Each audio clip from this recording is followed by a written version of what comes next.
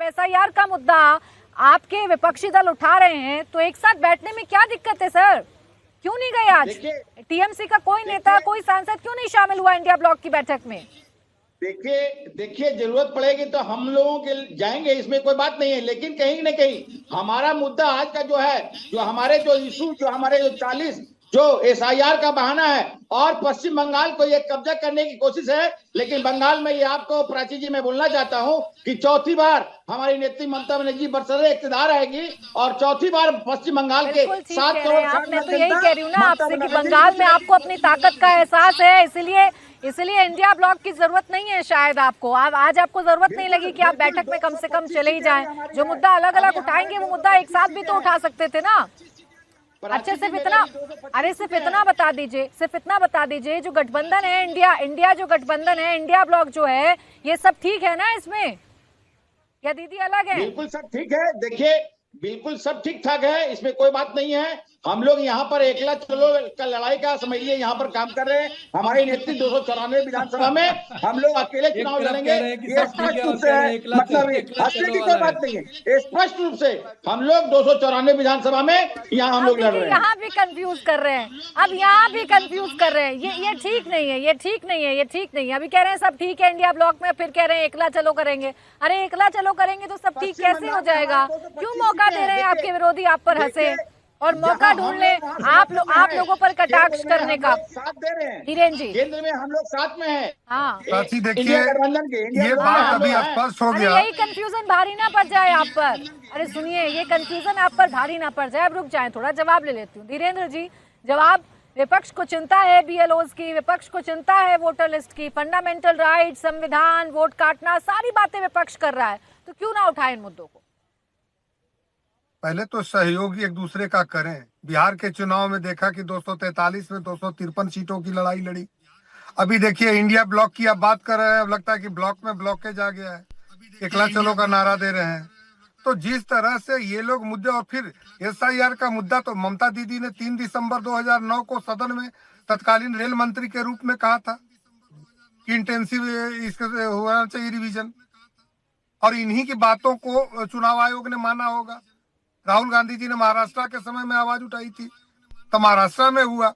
फिर बिहार चुनाव से पहले विपक्ष की सारी बातों को गंभीरता से मुझे लगता है कि चुनाव आयोग लेती है, और उसके बावजूद जब अपने इन्हीं मुद्दों पर ये पिट जाते हैं तो फिर ये दूसरा राग अलापने लगते हैं। और ये इंडिया ब्लॉक रहा है कब से? ये लोग अपने अपने स्टेक होल्डर अपने राज्य में, एक दूसरे को फूटी आंख सुहाता नहीं इन लोगों को, लेकिन मुद्दे कोई ऐसे पकड़ते हैं जिससे जन सरोकार का कोई नाता नहीं हो, सिर्फ नेताओं का नाता रहता है इनके मुद्दे से। जन समर्थन इनके पास कुछ नहीं है। बिहार की सड़कों पर 500 किलोमीटर मोटरसाइकिल गाड़ी से लेके दोनों नेता घूमे थे, राजद के और कांग्रेस के, इन्हीं मुद्दों को लेकर के। क्या फायदा उसका मिला? गलती से किसी तरह से भी नेता विरोधी दल बने हैं। इस बार बंगाल में भी ये कह रहे हैं ना कि हम लोगों की पकड़ है, बंगाल में भी इस बार लोग सहमे हुए हैं, और एसआईआर आने के बाद जब कंप्लीट होगा तो वहां के गरीब गुरबों को वोट देने का हक मिलेगा। और double vote, triple vote, duplicate जो करके बैठे हुए लोग हैं ना, इन लोगों को दर्द हो रहा है। बंगाल भी इस बार मुक्त होगा और बंगाल के लोगों को भी खुशहाली मिलेगी जैसे देश के अन्य राज्यों को मिल रही है।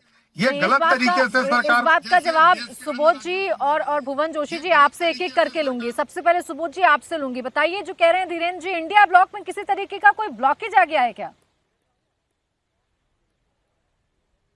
देखिए धीरेन्द्र जी का जो भाषा है और जो तलखी है, मैं कबीर के दोहे से कहना चाहता हूँ कि ऐसी बानी बोलिए और ताकि दूसरे का भी मन शीतल हो और आपका भी मन शीतल हो।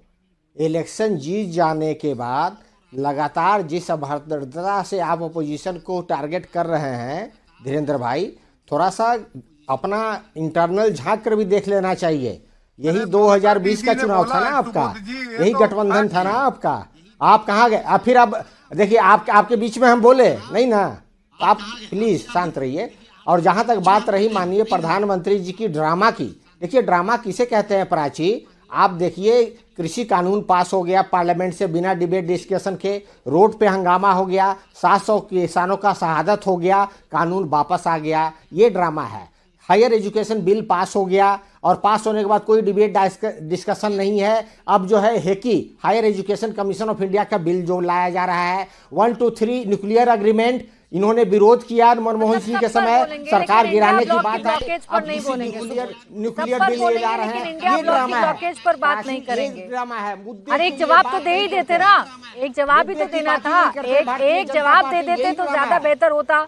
अभी देखिए सिद्धार्थ यादव जी भी हंस रहे थे, धीरेन्द्र जी भी हंस रहे थे, भाई एनडीए को एक जवाब दे देते तो शायद इनको पता चल जाता कि कोई ब्लॉकेज नहीं है। एक कोशिश और कर लेती हूँ, जोशी जी आप ही बता दीजिए क्या चल क्या रहा है इंडिया ब्लॉक में। एक मुद्दा है जिसे आप उठाना चाह रहे हैं, उसी मुद्दे को लेकर आप विपक्ष, आप सदन में नारेबाजी भी कर रहे हैं, उस मुद्दे पर एक पेज पर आकर क्यों नहीं बैठ रहे हैं जोशी जी?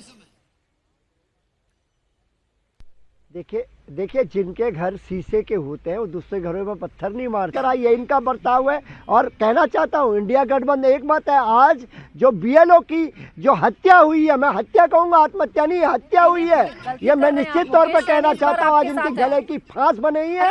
माननीय प्रधानमंत्री आपके साथ है, अरे माननीय प्रधानमंत्री जी से 40 माननीय प्रधानमंत्री जी से मुकेश सैनी को इतनी जल्दी मत भूलिए, उप मुख्यमंत्री का पद दिया था और उनके ही घर में पत्थर पड़े कि नहीं पड़े, उनका घर शीशे का है कि नहीं, ये देखते देखते ऐसा ना हो कि अपना घर धराशायी हो जाए।